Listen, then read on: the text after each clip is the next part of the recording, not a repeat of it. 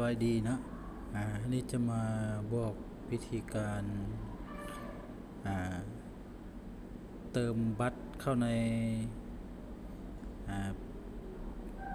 เบอร์โทรศัพท์นะเพื่อให้มันได้ Data 10 มื้อต่อ 10,000 กีบนะจะใส่แบบใดนะก่อนอื่นมันจะเข้าไปใน BCL1 แล้วเลือกเข้ามาเลือกอยู่บนว่าเติมเงินเข้าในกระเป๋านะเติมเงินเข้าในกระเป๋าตัวนี้กดเข้าไปแล้วจะมี M-Money นะ M-Money กดเข้าไปใน M-Money แล้วฮอดนี่ก็กดเบอร์โทรศัพท์หรือว่าเลขรหัสที่เราลงทะเบียน M-Money ไว้นะเริ่มต้นด้วย20แล้วก็กดเข้าไปและนี่คือจำนวนเงินที่เราจะต้องการที่จะสำระนะจะโอนเข้าไปใน M-Money นะ 10,000 20,000 อย่างต่างๆก็เขียนจำนวนใส่ละ100,000ก็อย่าเขียนใส่หลังจากนั้นก็กดต่อไปนี่นะ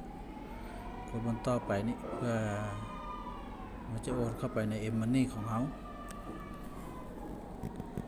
หลังจากกดตัวนี้ M-Money ได้แล้วแสดงว่าเงินของเราจะเข้ามาอยู่ในแอป M-Money ตัวนี้แล้วนะแล้วเรามาเปิดแอป M-Money เปิดแอป M-Money ไว้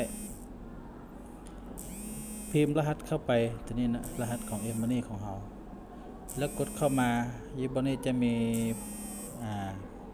จำนวนยอดเงินของเราอยู่นี่นะ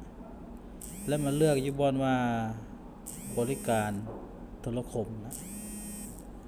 กดเข้ามาจะมีโทรคม T-Pass ETL อย่างต่างๆให้เราเลือกเลือก T-Pass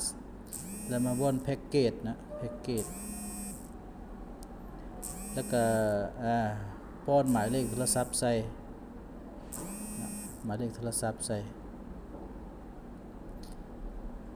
หลังจากนั้นก็ทัดไปกดทัดไปนะถ้าพอได้แล้วก็กดทัดไปแล้วมันจะเมื่อสำเร็จแล้วมันจะตั้ง Data ให้เราแบบอยู่นั่นเลยนะ